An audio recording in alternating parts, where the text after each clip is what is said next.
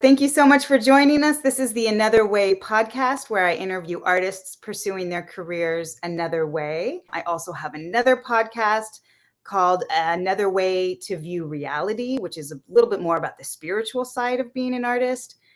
And I'm Emileena Pedigo. I'm writing a book about artist development called Another Way, the Tao of Artist Development. Tao as in Taoism, not to be confused with NFTs or crypto. So I am so excited to be joined by Jodie Bentley, writer, actress. Actually, I am writing. I'm in the middle of you writing are. a screenplay. Yeah. So, and I've written a couple books, on the business of acting. So I'm owning writer. I'm owning writer now. Okay. So actor, writer, producer, career coach. Actor, writer, coach. She wears many hats. I'm so excited to be talking to you, Jodie, today. Thank you for joining us. Oh my God, I'm so happy to be here. Yay! And connect with you. Yeah, I know. It's been a long time. So we met years ago. I don't even want to know what the date was. It was towards the, beginning of my time in New York when I was still stage managing on this beautiful gem of a show, Girl Gang, that you were the lead in. Was that your first time working on that show? Because I know it had many incarnations. Yes, I did. I did a reading of it, and then we did the full staged version in New York. But yeah, they had done a few incarnations before I got involved. Yeah. Nice. Yeah. And that was on Off Broadway. It was awesome. And such a close-knit group. So I'm thrilled that we stayed in touch. I know. Because it's been really cool following your journey and watching you kind of go from New York to LA. So lots of really exciting stuff to talk about. But let's start with, you can give us a little intro, like your elevator pitch if you want, of who you are. And then I also want to hear about your background, like where you're from and anything that you feel like has really shaped who you are today. Got it. Well, first and foremost, I'm a storyteller. That's what I do. I typically tell stories and play in stories about myopic and obsessed women to the extreme is kind of what I do. So as an actor, those are my stories. As a writer, that's what I write. And in my other life, I'm a career coach, and I've been a coach since 2008. And I really help people identify and hone in on their branding and who they are and the stories they want to tell and the legacy that they want to leave. And that's really, just as an artist, my driving force is what's the legacy and why are we here? What's the purpose? Because this business is too hard if you don't have a purpose and a why. Word. Yeah, I agree. Yeah. So I am East Coast gal through and through, born and raised in Massachusetts. Moved to New York City when I was 17 years old to go to college. Couldn't wait to get out of Dodge and get to New York. I went to NYU to the art, acting. And, when I graduated, I was 21 years old, and I thought, I'm going to be on Broadway by the time I'm 22, and life is going to be amazing. And it so did not work out that way at all. Like I floundered for a really long time. I would say about 7-8 years. And I did every non-paying job that I could do, all those black box theaters in New York and St. Mark's Place, all that, right? Yeah. And I did 8 years of that. And finally I was like, what am I doing? And so then I knew something was missing, and I knew that it was business, and it was the business skills of stuff that were missing for me. So I literally read every freaking business book that I could read, probably about 6 months. I just was like a sponge reading everything. And then I started creating like systems for myself. I was like, okay, I read all this stuff about branding for a business. Now, how do I do that for me? How do I take these business principles of branding or marketing and start to apply them to self? And once I did that, that's when my career opened up in New York. And that's when I got my first agent and my first off-Broadway show. And I got to do a cast recording with Stephen Schwartz. And it was just like, oh, I'm doing it. And then it was around that time, all my friends were like, hey, can I take you out for coffee? Like, what's happening? And after about like the 40th free coffee date, I thought, I have a skill set that people don't have. I've learned something here that people need. And that's when I really started my business, started creating my systems and just honing in on just the structures that I teach now. That's really how it all started. Cool. Cool. Yeah. And so many artists I find, are afraid to do that business stuff. Like they're allergic to that business side. So you really embraced it. And one thing I always say is that it actually makes you a stronger artist if you do that. So do you Mhm. have any thoughts on how embracing the business side has like actually made you a better artist? Oh my God. It's I mean, that's like my life's purpose, right? Yeah. I feel it's just the most empowering thing you can do, Yes. because I think as an artist, I think so many times we feel we have no power and we have no control, right? I'm at the whim of this industry, whether my agent emails me today if I have an audition. And then I'm going to do a great audition, but then I'm at the whim if that's what the producers want, because they might have wanted a blonde at the end of the day or changed it to, a man. Who knows? Right. So because there's so much that we can't control, I think people just go, well, I can't, so I'm just going to do this thing and I'll be at the whim of the industry. But I think if you can really, I know that if you can really, really treat it as a business, own it as a business, and own your place as a business owner, then you can define yourself. You can define your product. You can create your marketing tools of how you want to be seen, how you want to be perceived, how you want to be known. And then you can create a strategy. Mm-hmm. I mean, so many actors come to me and they're like, well, I can't get in the doors and I haven't been able to get an agent. And it's like, well, who are you? What do you do? What do you sell? It's like, well, no, I'm versatile. I can do anything. And it's like, oh, but that, and that was me in my 20s. I'm like, just pay me. I'll do anything. I don't care. Don't even pay me. I don't care. But it's so important to take that power back and go, but this is who I am. This is how I'm presenting that to the world. This is what I want. And this is what I'm doing to get it. And Yeah. some people are going to buy it and some people aren't going to buy it. And that's okay. You don't Right. need everyone in the world to like you. You don't need every agent in Los Angeles or New York to sign you. You just need that one. Yeah. Yeah. So to own the business side it's literally the most empowering thing. I can't even say those words enough. It's just, it's ownership and power. That's what it is. I love it. I love it. And actually, I love that you're touching on this kind of, creating an authentic brand basically about who you are. Because one of the things so I've kind of steered away from actors in my coaching work because I struggle with that because I mean, probably because I grew up in old school theater where they do, when I went to theater school, I went to a conservatory for acting where it's all about, be the blank slate. We want you to be a blank slate when you're going in and you have to adapt and morph. And I found it challenging to kind of be able to craft something authentic out of that can be strong and authentic and still be able to kind of get the work. And you are nailing that. So yeah, have you ever felt a conflict with that? Yeah. I mean, look, but yes, in my 20s, I was completely conflicted in that, but it's, like theater school is amazing, right? It's amazing because it's there to stretch you and give you these tools and give you this craft. But then they go bye-bye and kick you out the door and you're like, oh, but I can do all these things. Like my last role at NYU, I played Best Day and 12th Night, and it was a bald hunchbacked man. I grew out my leg hair. I grew out my armpit hair. I wore a bald cap, and I was like, I'm the most amazing actor in the world. You know what I mean?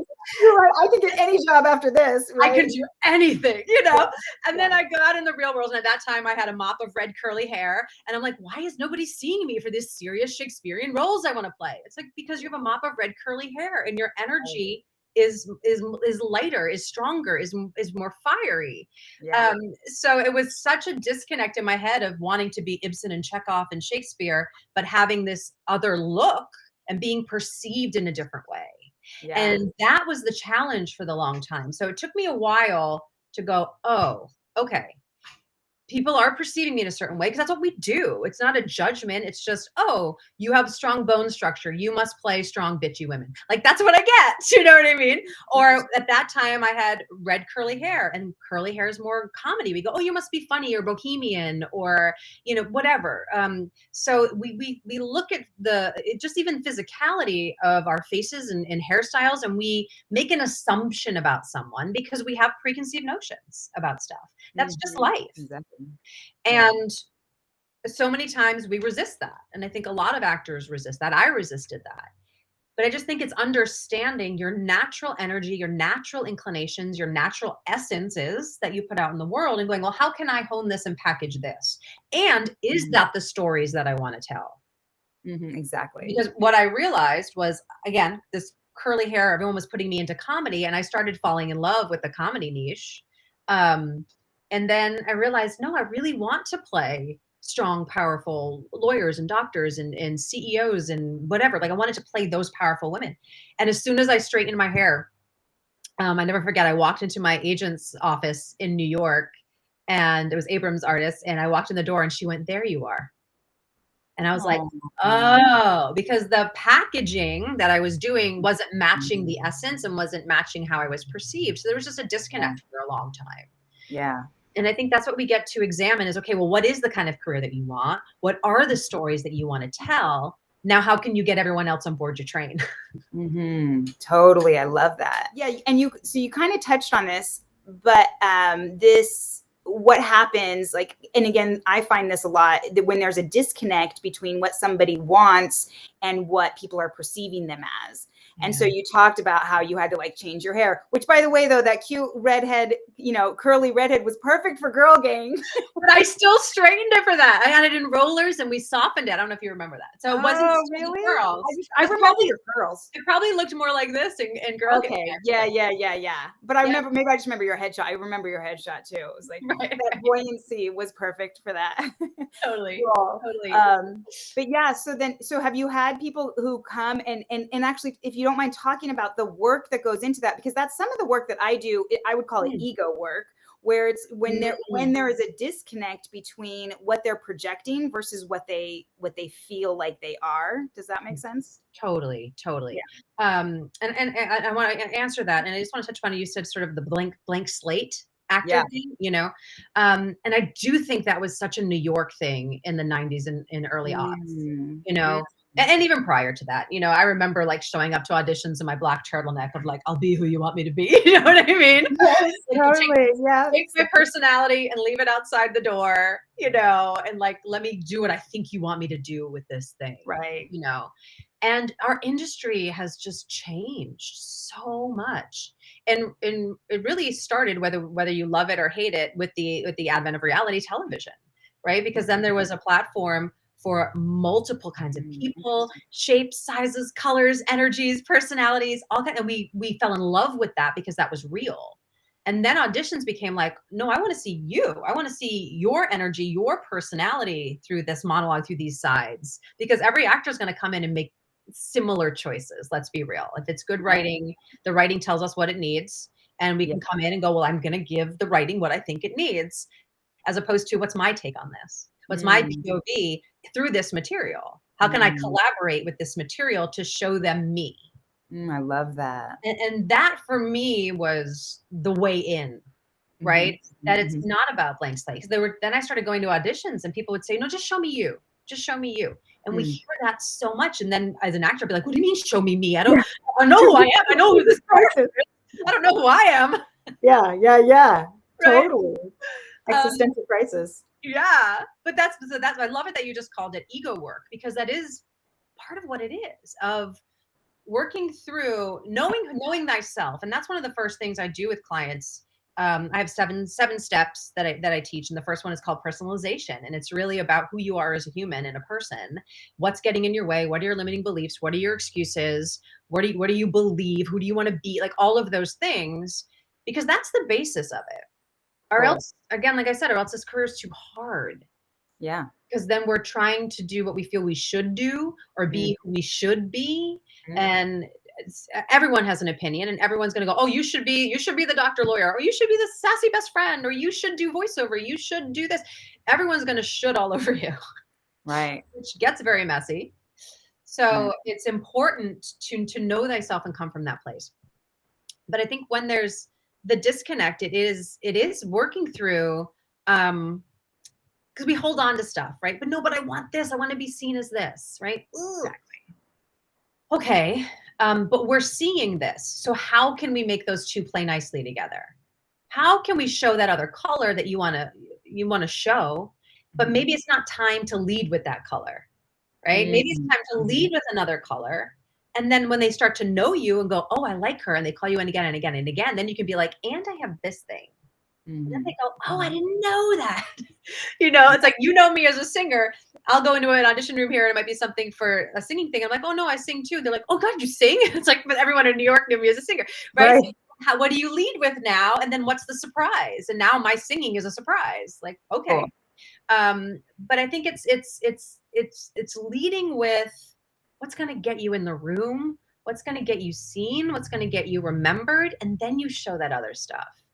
It's like I always use Tom Hanks as an example. Like, he was a classically trained actor. He did Shakespeare. He did all that stuff. And then, he started off in Bosom Buddies. I love Bosom Buddies. Right? Like multicam, cross-dressing craziness. Yeah. Silly. Very silly. The 80s, 90s rom-com guy. And then Philadelphia hit. And like, then I really think, like, not that he didn't find himself with comedy, but then I really believe he was like, yes, this is what I've been waiting for. But he was just had that comedy knack and energy. And that's what we wanted from him, but even now in all of his roles, because everything since then has been very like serious, dramatic, everyman kind of role, but he still has humor. He still brings that sense of himself to it, but he was able to bridge that gap really well. And we can, a lot of actors can bridge it well, then a lot of actors don't. But I think it's leading with what is that strength and what are people seeing and how can you, again, play nicely with that, and hopefully that feels good and we can figure out a way to make that feel good to get in the door. It's like Johnny Depp. Johnny Depp was Pretty Boy. Started off as and now look at him with Tim Burton and all these crazy eccentric characters, and that's what he's always wanted to do. Yes. He's really stuck to his brand, I feel like. Yeah, but he played the game by his own rules. Right. That's what he wanted. And I think that's the key. Because some people say, I just need to play the game. It's like, well, play them by your rules, though. Right? You got to play the game. We can't be mad at the game or pout at the game or resist the game. You got to play the game, but please play it by your own rules.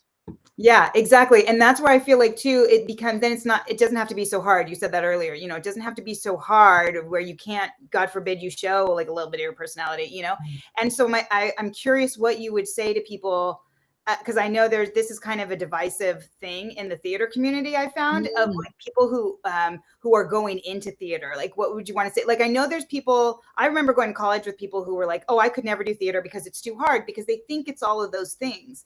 And part of me wants to dispel that and be like, "No, it's great, it's wonderful. Like, it doesn't have to be so difficult." But then on the other hand, part of me is like, if you don't want to do the work, I'm not going to encourage you because it's not an easy industry, So like, what do you say? Oh God. Yeah, it's a tough question. It's a tough question. I mean, we're really talking like we're talking about doing the work. Like, to have a career and have it not just be a hobby, you gotta treat it like a business and do the work. Because if you're not, other people are. And one of the things I'll always say is if you're resistant to branding and that, find a term that you like. I mean, I love the word brand. Some people are like, I can't use branding. Great. Find another word, essence, vibe, niche, whatever, POV. I don't care. But we got to remember that if you choose not to do that for yourself and you're like, no, I'm just going to show up and be a good actor, you got to remember that people are branding you. So even if you don't want to brand yourself, people are branding you. So you might as well be in control of what they are seeing. Or else, again, you're leaving it up to the whim, right? Because people are branding you even if you're not branding yourself. Like, everyone watching now is tuning in. You've already made an assumption about me in the first 30 seconds of this video. You made an assumption about Emileena in the first 30 seconds. It's what we do. We can't help it. Yeah. I agree. So might as well take the reins of it, right? Exactly. Yeah, cool. So let's talk about your move to LA, which I feel like is always a big move when you go from New York to LA. It's also a big move to go from LA to New York, but I feel like it's a bigger move to go from New York to LA. I don't know. I mean, I have opinions about LA, but I want to hear about your experience from New York to LA and the differences in general. That's so funny that I think there was something in my head too. Though I have a lot of LA clients who move to New York, and I think they get culture shock as well, Oh, really? And I think it's because LA feels so large, right? I mean, New York, like, It's you know, very, the audition areas were like I ran into people every day on the streets of New York. You'd be like, oh, hey. Like you just see people all the time. So it felt like this small community and we were all working together and it was gritty and it was like we had to wear our bags on our back every day. entire life in your bag. Yeah. Yeah, you know, you never went back to the apartment, you know, you went to Starbucks and you would kick your computer out and did some work. Yeah. Totally. So I think the nice thing was I was coming out here for business about 3 years prior before I moved to teach. Like I was coming out here to coach. I had an acting teacher who had seen me speak in New York and he was like, LA needs you. I'm going to fill a room for you to speak in. And I was like, okay. So I started coming out here and that's how it started. And, you know, the thing, so when I was in New York and I was like, oh, I'm going to go to LA, pretty much all of my friends were like, oh, LA, oh, all the people are fake. I can't believe you're going to LA. Oh, you know, like, I was like, I know LA, right? Because that's what you hear. It's what you hear. Totally, it's true. And I'm one of those people sometimes. I think I was one of those people. Yeah, exactly. And then I came out here and you start talking to people and talking to actors and you're like, no, they're just good creative people. Like wherever you go, you're going to find your people. Yeah, you know? It's true. And wherever you go are going to be mean people and narcissistic people and not nice people. They're everywhere. They're not just in Los Angeles. And people go, oh, New Yorkers are so mean on the street. I'm like, no, they're not. Like you're going to find mean people anywhere, you know? Yeah. So I think we need to stop the coastal stereotypes, though there are definitely some stereotypes, but we need to stop them. Right. But I think moving out here, it just seemed so expansive that it was scary, you know, that I wasn't going to have this close knit of people. And I moved out here later in my career. I was like, I can't believe I'm moving to LA now, you know, like I should have done this in my 20s, not in my 30s, you know? But I think the biggest difference, okay. So traveling out here for a couple of years, and then I finally admitted to myself, like, okay, I want to be here. Because every time I went on a vacation, which wasn't, you know, all the time, but every time I went on a vacation, it was to go somewhere sunny and tropical. Mm-hmm. And so then I had the thought of, why don't I just live somewhere sunny and tropical? Concept. Yeah. Why does that have to be vacation? Why does that have to be 1 week out of the year or 2 weeks out of the year? So that was really the big draw. And once I made up my mind, I moved within 6 months, and it was fabulous. It's been the thing with New York, I feel, is the doors are closed. When I was in New York, I felt like all the doors are closed and you have to work really hard to get in those doors, and you got to keep knocking and keep knocking and keep trying and keep trying. And eventually they will open. And when they open, you're in, you know, but it takes a long time to get in those doors. For me, it found, right? And then coming to LA, I felt like the doors were wide open. People were like, yeah, come on in, come audition here, come meet this person, come to this networking event, come here. I felt like all the doors were open, but then you get to weed out the bullshit. Do you know what I mean? Because all the doors are open and you're like, are you the real deal? Are you blowing smoke? Are you like, you know, but all the doors are open. And I felt like I actually built relationships here faster than I ever did in New York. But then you get to weed out like what's truth, what's not, who's of integrity, who's not, right? So there's a little bit more of that, because everything's open. But I think I find that New Yorkers or East Coasters do really well in Los Angeles because we have that drive. Living in New York, you're not in the hustle in New York. Like you gotta be in that, right? Yeah. Constantly. You're constantly moving. And, you know, LA does have a slower vibe, a little more laid back vibe. So if you come here with that energy, it like people are like, oh, like it's you're bringing a different vibe. And that's so I liked that a lot. But the big thing about LA is I keep looking out my window. It's just the space. Yeah. Space. It is nice to have space. Physical space creates psychological space, I think, you know, and that for me was the big, like, you know, like size of my closet was the size of my first apartment in my bedroom in New York. The size of my closet is the size of my first apartment bedroom in New York. Yeah, wow. Yeah, it's true. There is more space. That is nice. And I don't think a lot of New Yorkers will say, we got to get out like once a month. I mean, once a year.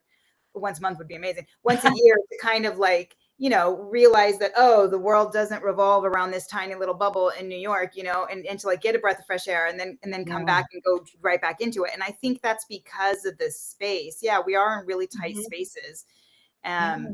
Yeah, it's really well put. Constantly, on the subway, on the street, like you're just always close to people. There's always people Yes. in your proximity. And you get used to that. Like I was used to that forever. Yeah. So much so that when I came here, I'm like, where are the people? Why is there no people? Like you Yeah. start to feel alone, which is the other thing, the bad thing I think about LA Yeah. is you can just sit in your car and feel alone. Where Yeah. in New York, there's always people. It's easy to reach out, you It's true. know? I think my social life was easier in New York. I think you have Mm. to work hard at it in LA.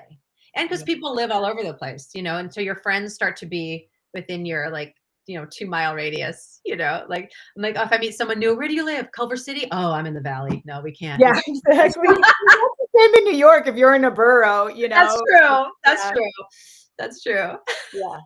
That's hilarious. Yeah, well, that's an amazing. I love the way you describe kind of weeding through the bullshit. That's like the best way I've heard it explained. It's so optimistic, and you made it sound so like not as not as bullshitty as has someone who hasn't lived there but who has dealt with some of that bullshit. It's like I appreciate the way you're like you just have to weed through the bullshit, and that's just part of it. And it's interesting because that might be an extra level there, but then in New York you've got this extra level of being in these not having space, and Yeah, psychologically that can wear on you.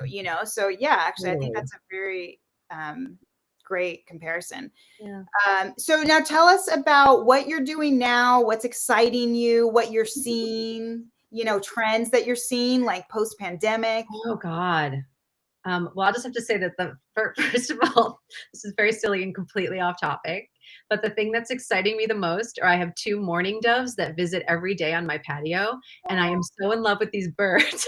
So that's the thing that's most exciting me the most right now, as silly as that sounds. No, We I love that. we got a bird feeder. I'm looking at dove bird houses for them, nesting boxes. They literally come and have sex on our patio every day and eat our Oh, food and hang out. It's it's hysterical.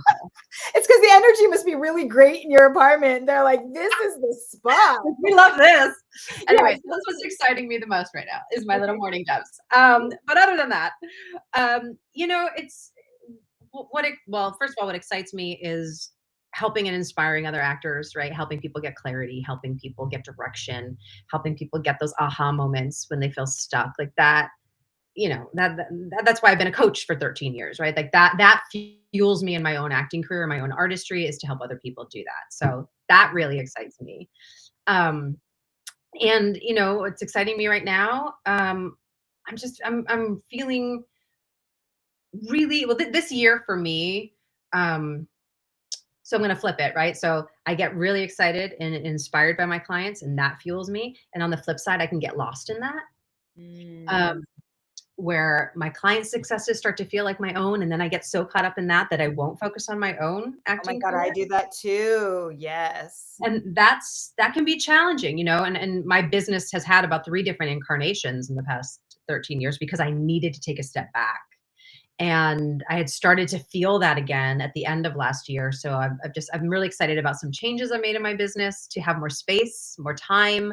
And so I'm really excited this year about just reclaiming my own acting career and having that Great. back again, and just feeling really excited about the auditions that I'm getting and the people that I'm meeting right now. It just feels like it's a matter of time. I feel like I'm in a good space and good groove. So that's really, really exciting to me at the Awesome. moment. Yeah, yeah. I love that. Um, yeah. And then in terms of, have you noticed a big difference in industry? Yeah, post pandemic. Yes. Oh God, yeah.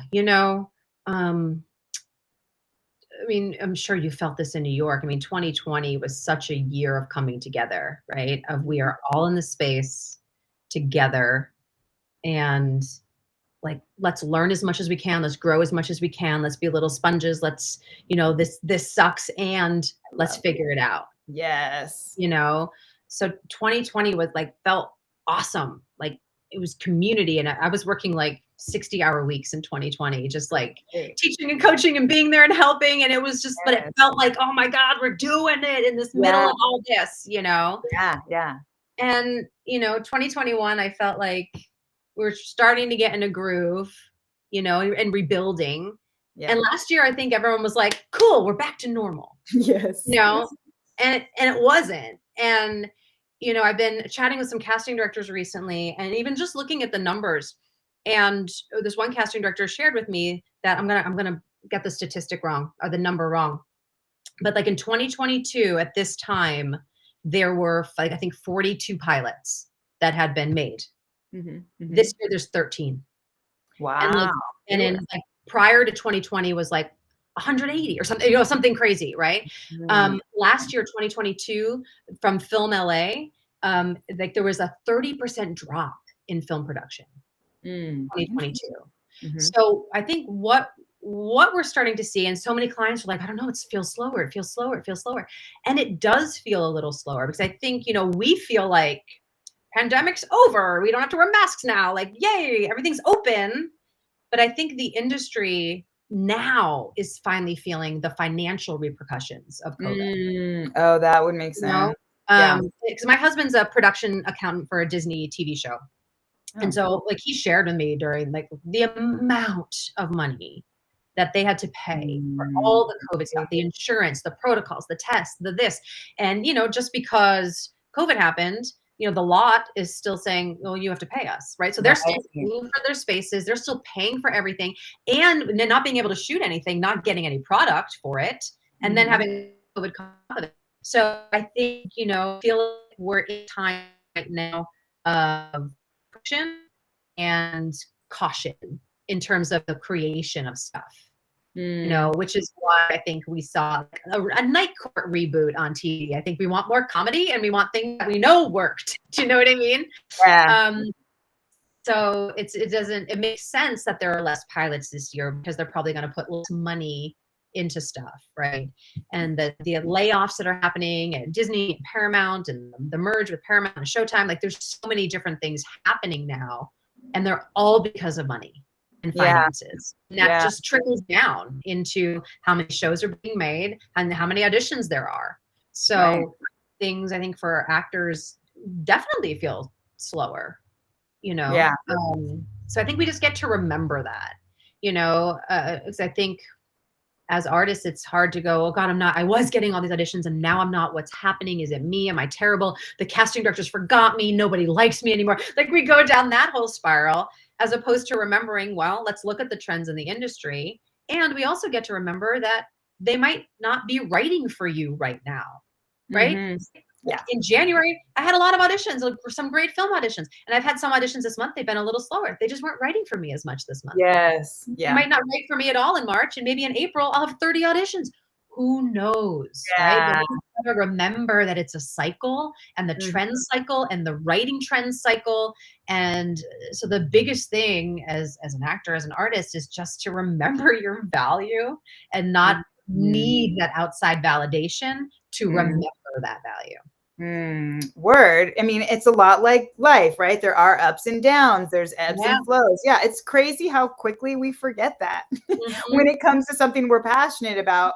But, you know, at the end of the day, all of this stuff is collaborative. It's dependent on so many people. It's dependent on so many different types of budgets. And so that's actually really great words of wisdom. So, oh my gosh, this has been awesome. So much great stuff. I really appreciate you coming on here and sharing from the actor's perspective. Because like I said, I don't get a lot of actors in my world anymore. So thank you for speaking, you know, to the actors. Is there anything you'd like to promote and or kind of share some final comments? Sure. Yeah. Well, I mean, first of all, you know, you can follow me on Instagram. Jodie Bentley Career Coach on Instagram. I'm Jodie Bentley on all the other platforms.